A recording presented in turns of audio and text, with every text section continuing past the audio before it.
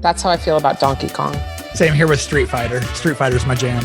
Well, I think for all of our listeners, you'll never guess where we've gone in this conversation, and we haven't even started yet. We started, though, with the discovery of a new planet that is habitable. We went all the way back into high school where we discovered that AJ Wilcox, our guest for today, and Ducey, our man behind the curtain who does everything, actually went to high school together. And now I'm jealous. Crystal had a bit of a breakdown, and now we're ready. I think we've set the stage for today's podcast, which is going to be amazing. Jealousy, mayhem, and LinkedIn Live or LinkedIn ads. Who's with me? Well, and Crystal and I got to hang out at Social Media Marketing World right before all the COVID stuff hit. So I don't think I've walked outside since then. That was fun. I know. We were like the last conference standing, I'm pretty sure. Yeah. So we're so happy to have you here today. I feel like we should just jump in because we really have been talking a lot of nonsense, wasting your very valuable time here. I hope you at least enjoyed it. But today we're going to really be talking to our listeners about LinkedIn ads. And I was telling Scott and the crew here all about like how you really were one of the first people to move to LinkedIn ads. Yeah, it was really interesting. The way I did it is when I started in digital marketing, I was all about the search channels. I did a lot of SEO, a lot of Google ads. Back then it was AdWords.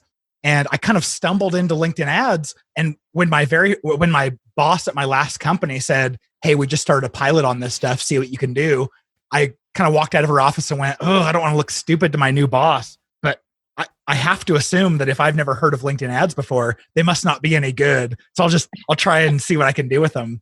But sure enough, about 2 weeks in, my sales rep came up to me and said, "AJ, we don't know what you're doing, but we are fighting over your leads back here.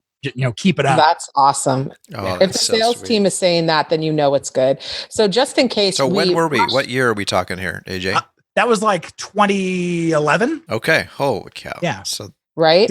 So just in case we brushed over this because we were all laughing and joking, I want to make sure everyone knows this is AJ Wilcox, and he has a very thriving, like a big thriving business on LinkedIn ads. And he is going to be helping us through all that today, just to make sure we get that name out there, because I want everyone to know how to find you if they have questions. And AJ, just for our listeners, so you obviously use LinkedIn ads in your business. Do you also teach others? Is that part of your business now, is teach others LinkedIn ads? Yeah, I'd say, we're an ad agency that LinkedIn ads is really all we do. And about 90% of what we do is the account management side, where we manage the accounts of our clients. But about 10% is me teaching, training, consulting, auditing, all the stuff to help individual teams do theirs better. And I know, Scott, you're always teasing me about Social Media Marketing World ever since you found out the networking events at night are really like a big party. But I would say that, yeah, exactly. No, they really do start at like 6 to 7 p.m. and the conference goes from like 8 a.m. till then. But you're right. It is a party in the evening. That being said, what I wanted to really call out is I feel like at Social Media Marketing World, the speakers there are so giving of their time. So that 10% for that week probably goes up to 80 or 90 because you're just giving away so much free information. You're really helping and consulting with people constantly. And I just want to say thank you for that because it's always so great. Oh, you're welcome. And I'll be honest, I have an ulterior motive. I love teaching. I get so much out of it. So anytime someone puts me on a stage in front of 800 people, I'm in. Count me in. So I do want to share a little bit, or have you share a little bit about what made you start with LinkedIn ads. I know you shared a little, but I think you really were like a pioneer for trying to make that really lead gen and grabbing business from. I kind of stumbled onto LinkedIn ads. I kind of got forced in another position. But when the leads I was generating from LinkedIn ads ended up becoming the largest or the best lead generation source for that company, and I just kept investing, I got to a point where I'd grown that account to become LinkedIn's largest spending account worldwide. I ran that for 2.5 years. And the whole time, I'm a smart digital marketer, if I can say so myself. I was tracking every LinkedIn ads term on like Google Alerts and TalkWalker alerts. And on Twitter, I was following every mention of it. And the whole time I'm slaying it on LinkedIn ads, I keep watching, like, what is the world saying about this? And it was like maybe 1 or 2 mentions a week is all LinkedIn ads got across the entire internet, as far as I could tell. And I went, this is stupid. I can't believe that I'm doing so much with these and no one's ever heard of this platform. That's really what gave me the idea. I started out in SEO where I would go and pitch to speak at a conference and they'd say, oh, we already have 200 SEOs who are pitching. Sorry. Just wasn't worthwhile. But as soon as I was like, hey, I know LinkedIn ads really well, all of a sudden people were interested in learning something they didn't know before. Yeah. And I still think it's highly sought after because there's still such, I would say, an on-ramp of LinkedIn ads. People are definitely aware of it now. But there's still not very many people that have adopted to using it in their own businesses. So I definitely think it's still sought after and still should be looked to as, I think, one of the premier ad platforms for social. Hey, so AJ, give us an idea here, maybe just at a high level at least. What's different between LinkedIn and other social platforms from an ad perspective? Yeah, it's a great question, especially when so many of you are going to know Facebook ads really well. It gives us a really good analogy here. So LinkedIn has 24 different targeting facets that we can use, and all of them are about who you are professionally. So while Facebook, if you're doing B2C offers, it works amazingly well. It's great targeting. As soon as you start getting into the B2B side, the data gets either really thin or really flimsy. You end up having to try to stretch. And of course, the costs are significantly lower there, but you end up having to spread your targeting so wide that you end up spraying and praying for leads. And the sales team will tell you like, hey, these leads are garbage. And you end up paying too much when you start looking all the way down to like a cost per sales qualified lead, for instance. So what are some examples of things that maybe somebody who has experience with Facebook would be shocked to see in terms of targeting? I think people are really, everyone goes to the job title targeting on Facebook and realizing that it's something like only 4 to 6% of people even bother filling in that information. So if you're running a job title campaign on Facebook, you might be really shocked to understand that if you did the same campaign over on LinkedIn, you'd have potential to reach, an audience of 5 or 10 times the same size. The other thing that we get on LinkedIn that Facebook doesn't get is the ability to target by groups. So Facebook groups are awesome and they're hot, but you can't target members of the groups. But on LinkedIn, we've been able to do that ever since they came out in 2008. Well, I always think that's really great. And I know you and I have talked a bit about who are LinkedIn ads right for? Like what size of business, the industry, the budget. Can you share with people a little bit more about who should be using LinkedIn ads? Yeah, it's really important to understand that the big limiting factor for LinkedIn ads is their cost. So the average cost per click when you're using their ad network, especially in North America, is like $8 to $11. And this isn't traffic that's ready to buy. These are people who are interested in learning more about topics or they're interested in consuming your content. And so $8 to $11 a click for something that is what we'd consider more mid to top of funnel is difficult to do if you have a small lifetime value. So what I tell people is, if you have a lifetime value of $10,000, $15,000 or more of one of your future customers, then LinkedIn ads is a great place to get to know them and get in front of them.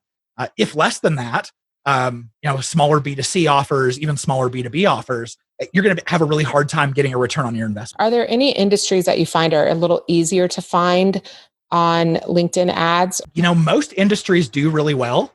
I haven't found any where I'm like, oh, that one's a total dud. I have figured out, though, that some industries, especially the ones who don't live in front of their computer, they can be hard to spend a lot of money on. So, for instance, if you're going after doctors or let's say door-to-door sales reps, those are both professions who would be great to target, but they don't live in front of their computer, which means they don't always have LinkedIn open. So you could target a similar audience size of them as you might of someone who does, and it might only spend a tenth as much. Yeah, that's smart. That's a good way to look at it. And I think the lifetime value is such a smart way to look at this because the number one, I would say, complaint people have about LinkedIn ads is the cost. But really, when you look at what you spend to get to a way broader audience that you then have to funnel through and keep spending money to funnel through from Facebook, LinkedIn ads really, I think, hold up in the long run when you're looking at cost per acquisition. Yeah, every time I tell someone that the cost per lead on LinkedIn is oftentimes in the $15 to $60 kind of range, they go, oh man, we're paying $4 or $5 a conversion on Facebook. But when you're watching all the way down to the sales qualified lead to the cost per proposal kind of stage, right? LinkedIn really does look great. But you know what you have to be to actually track your metrics down that far? You've got to be a pretty sophisticated marketer. And so not everyone's in that position yet where they actually have the capabilities of tracking all the way down. Which is great. That's why I think it's great that you have a business like you do, because it really helps people see the value long term versus just looking at, first click or, what it costs. Also, I think people get in the habit with Facebook of looking at like cost per click instead of looking at what it costs to actually drive that customer through. It's a much different number. Yes, and such an important one to look at. We as marketers, we have a lot of technology at our disposal now, and we're going to be held to a much higher, why do words not come? Standard. There we go. Standard. Yes. We're going to be held to such a high standard, just like sales reps are. Right now, sales reps, if you don't perform, you get cut. And marketers, we now have the data to justify ourselves, and we can prove that we're moving what we are. And so that means you've got to, as a marketer, you have to be very comfortable with that data and learn to present it in a way that you are proving yourself invaluable to the organization. So what about kind of along these same lines of who are they right for? Is there a minimum budget? We've kind of been talking in the cost per click, per lead and so forth, but is there a minimum budget that I might need to have to be able to test effectively? Yes, but certainly with a caveat. So in North America, because that's the majority of advertisers, we're going to spend $8 to $11 per click, and LinkedIn's minimum is $10 per day. So you'll never be able to spend less than $10 a day and advertise. But what we find is it's not necessarily about the budget you need every month. It's about how much data you need in order to start seeing the trends and making smart optimization decisions. And so what we found is with this $8 to $11 cost per click kind of range, it's usually around $5,000 in spend before your conversion rates become statistically significant. And so what I'll coach marketers to do is try to spend $5K a month, have a budget that's that large. And that way, by the end of month one, you can look back and say, yes, this program is working, this shows promise, or no, this sucks, we should get out. And certainly if you have a budget that's not in that range, then that's fine. You have a budget of $2,500. It means you can get the same data by going for 2 months rather than one. So it just means don't make the call after month one and say, I don't see the business impact. It doesn't seem to be working because you just don't have that data yet. Yeah. That's very smart, valuable, help there. And I just love the mindset that you're bringing to the whole conversation, which is it's not just about the leads, it's about what's happening after. And we talk about this in lifecycle marketing all the time where, we tend to want to go put in leads, and we can close leads that are hot and ready to go. But really the effectiveness of the overall machine relies on us being able to take those leads that aren't ready today and put them through a process and make sure that they're being nurtured, followed up with, and prepared so that when they are ready to buy, you're the person that they're thinking about. So I think that's awesome. Before we jump to worst business ideas in history, I'd love to just get your take. So we kind of talked about budget, but are there, if an entrepreneur has never been doing anything with LinkedIn, is what you just described the first step? Carve out a test and let's make that test. Are there other things too that business owners need to be doing kind of in the getting started stages, like with their profile and other things? What are kind of the key things to do if I'm just ready to start with LinkedIn ads? Oh, so glad you asked. There's an acronym that I use called AMO, and it's AMO, and it's the 3 things that every social media campaign needs in order to function. So you have it's your audience, your message, and your offer. And the audience is the targeting. The message is really what you show to the audience, your ad copy, your imagery, whatever. But the offer, O, is by far the most important piece here. And the reason why is if you have something that you're offering that people are actually excited about, everything just runs smoother. I'll give you an example here. I think pretty much every new advertiser wants to start by saying, hey, we want demo requests. We want trial signups. So let's push people right to that. Well, what happens is you're showing these ads to people who are on their way to go do something, and it's a distraction, and they're not there to do business with vendors. So they end up clicking at a very low rate, which means LinkedIn's going to charge you more because it's costing them more. And then the people who do click, they look at it and kind of second guess and go, maybe I don't really want to talk to a high pressure sales rep today. And so you end up with these costs per conversion that are in the 200 to 1,000 range. And it's crazy. But if you go this route of, I'm going to provide value first before I ask for anything, and you say, hey, download this free checklist or this cheat sheet or this guide or join a free webinar here or come to this free in-person event, all of a sudden now you're giving them real value first, and you're going to see conversion rates in excess of 15% and cost per capture of your ideal audience in the $15 to $35 range often. One question I have, some of these, my wife does a lot of Facebook advertising, and she's comfortable with generating leads that cost her $1. And what would you say to people who say LinkedIn ads are too expensive? I think you gave great advice earlier in terms of the lifetime value of the customer, but in general, I'm sure you get that feedback. How do you answer that? Yeah, I would say anyone who's using Facebook ads or Google ads, just take a look at the quality of the leads that you're getting and ask yourself if, are you throwing out 80% of them because they're not a good fit? Then, you're probably paying 5 times too much. On LinkedIn, we're going to pay $8 to $11 a click for sure, but every single one of those impressions is going to go to someone who fits our target criteria perfectly. This job title at this company size in this industry. So watch further down the funnel, not just that initial cost per lead metric, but what is your cost per qualified lead, your cost per proposal, and then usually LinkedIn starts to look really good.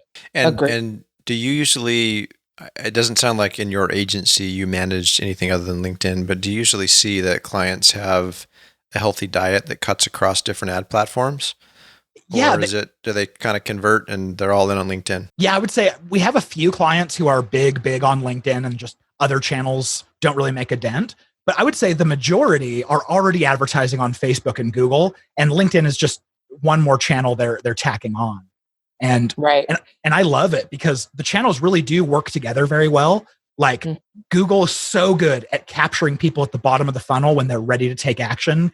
LinkedIn's so good at introducing a new product or service to people that they didn't know existed. And then Facebook and Google are both really amazing retargeting software and programs. So, what I like to do is drive the right person from LinkedIn to your landing page and then rely on Facebook and Google's retargeting to stay in front of them until it's time for them to take action. I was just going to say, I'm pretty sure it was you, AJ, who told me this brilliant plan, but it was you. You just mentioned it. When you told me that at Social Media Marketing World, I was like, that is so brilliant to use LinkedIn to take who's like already, send them to your landing page where you have the Facebook pixel on. Sorry, I'm getting so excited. I'm like stumbling over my words. So send them to a landing page where you have your Facebook pixel on, and then retarget them at the lower cost of doing a custom audience with anyone who's shown up to that landing page. And I was just like, mind blown. That is freaking brilliant. Because then you can take advantage of some of the lower cost, or by having a custom audience that you can retarget from what you've already used from LinkedIn. So talking about using them together, I mean, that's why you're an expert. I just thought that was a brilliant plan. Well, thanks. We've used that so many times with our clients, and it always works really well. The one challenge is generally the retargeting conversions end up getting attributed to Facebook. So the Facebook agency oftentimes gets a pat on the back, but we're okay just knowing that we're upping everyone's game. So for those listeners who don't have a clue what pixels are and maybe don't even care, I'm guessing if you don't care about pixels, you're probably not still listening to this podcast, so you care. So Facebook, what we're talking about with retargeting is essentially there's a way with these ad platforms, they give you a little piece of code, and your web developer, or you, if you manage it, stick it on your site.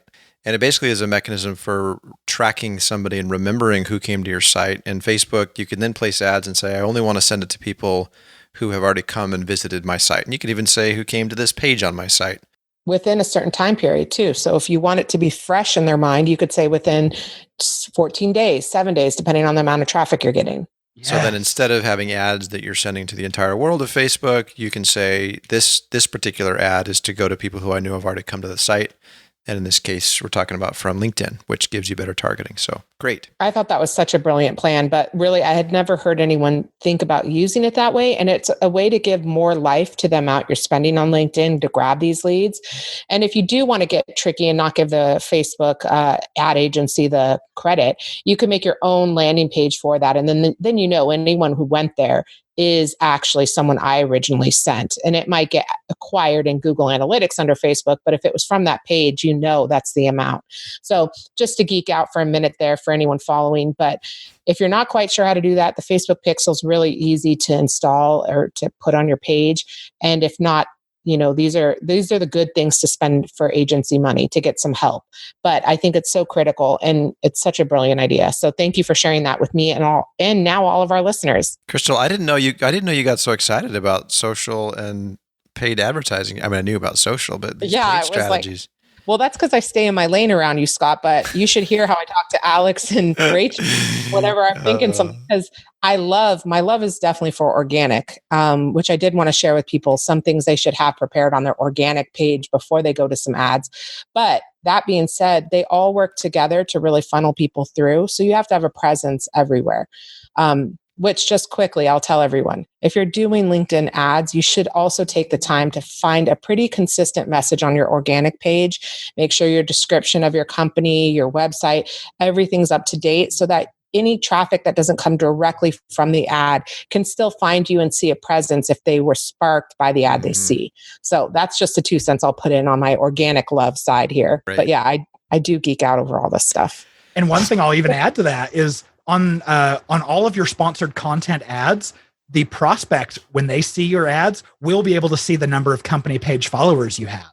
Totally. So it's totally worth spending some time giving your page some love, sharing it around, and trying to get as many followers so that you have that social proof that's just going to make all of your ads look better too. Right. And I want to make sure, AJ, we get to this question, because I think for someone just starting out and want to maybe test this, what metrics should they be watching to make sure they determine if that higher cost is worth it on LinkedIn? Yeah. I mean, essentially you want visibility into your whole sales process. So you'll want to see all of the metrics past an initial lead.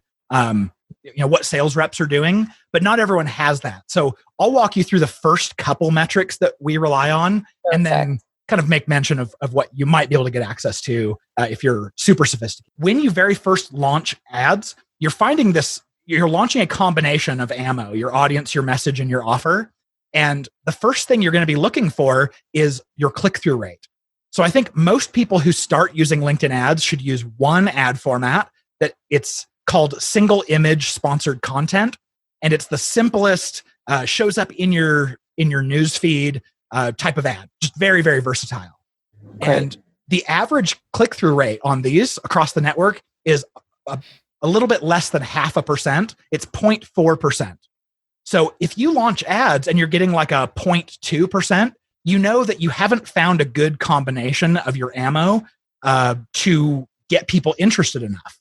But if you launch your ads and you're at like a 0.8% or a 1%, then you look at it and go, ooh, we found the right combo. We can get people to take action here. So that's metric number one. Are your ads even interesting? And then once you get people to your offer, they get to your landing page. If you have a conversion rate of 15% or higher, you've got rockstar content. You know that what you're giving people, they are so attracted to that they're willing to give you their information for it. If you have a conversion rate less than, let's say, 8%, then you know you've got kind of a dog, and you need to figure out, okay, do people actually want what it is I'm offering? Can I sell it better? Can I put it in a better light so that they understand the value here? And those are really the two. I mean, the combination of those two will give you what your cost per lead is.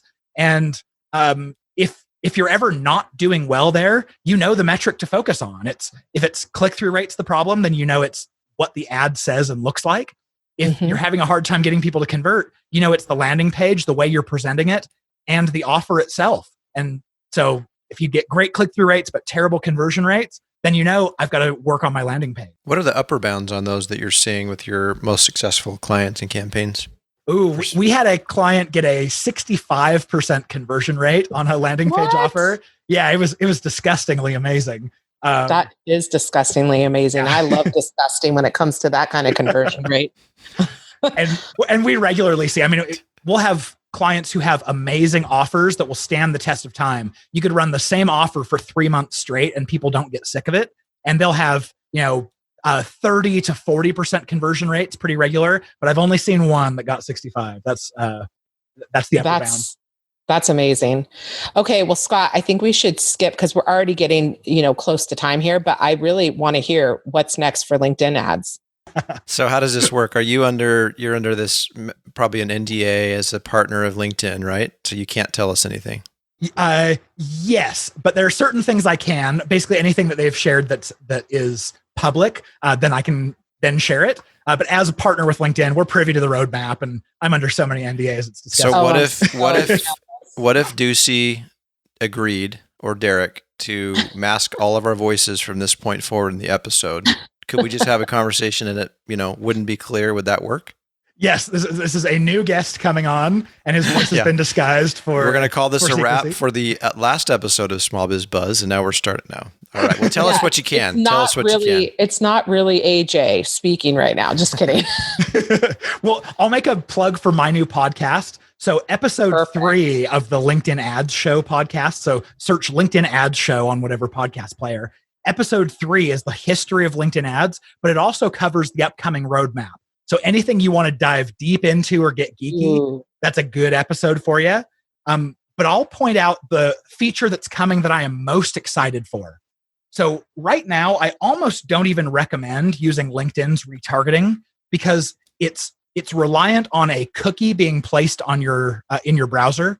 But half the browsers out there don't even accept a cookie anymore, and the rest won't within 2 years. So I almost look at that and go, okay, if I'm paying LinkedIn level prices for this retargeting and only half of my audience even gets to get a shot at it, that's not really worth my time. But in October, LinkedIn says they're coming out with something called engagement retargeting.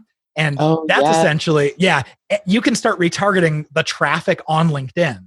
So, it's not, did they make it to my landing page? It's, did they click to visit my company page? Did they visit my personal profile? Did they open a lead generation form? Did they click on this ad? And if LinkedIn pulls this off, like I think they're going to, that'll be total game changer. For real. You're going to start having conversions at 65% more often. Woohoo! Count me in. Count me in too. That's like amazing. Yeah, no, that's awesome. I think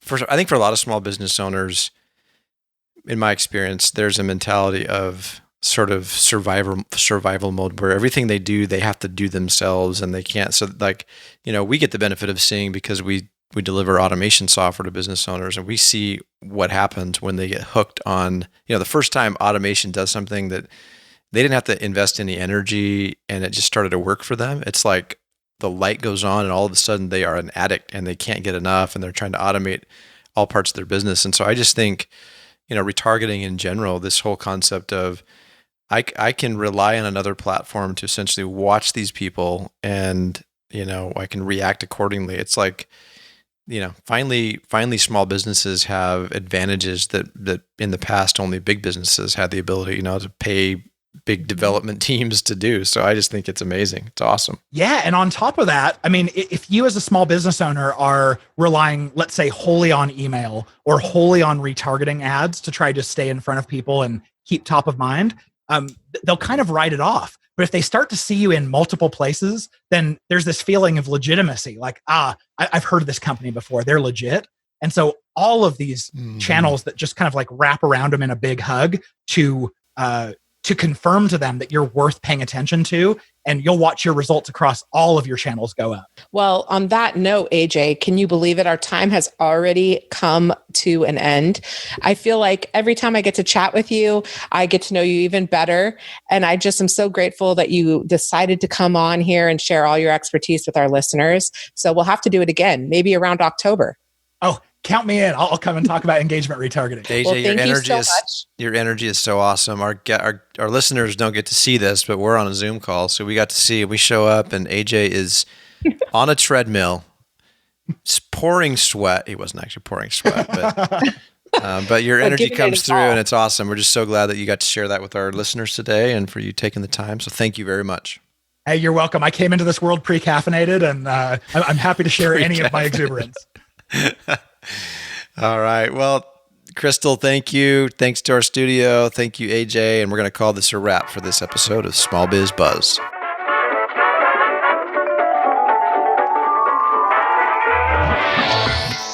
Thanks for listening to Small Biz Buzz. Please take a second to subscribe to the show and leave a 5-star rating. It helps keep the show going. And if you need a hand with growing your small business, head over to Keap.com. That's Keap.com and get started. More business, less work. That's Keap. Hey everyone. Today's show is brought to you by Beauty and the Boss by Maisha Hagan, the source for professional development for your inner boss lady. Maisha Hagan offers virtual one-on-one coaching, training, and workshop experience gained as a multi-million-dollar director and executive. And we're not being paid to say this. We just believe in what Maisha and Beauty and the Boss can do for you. Take your growth to the next level with Beauty and the Boss at bosslady.com. That's bosslady.com.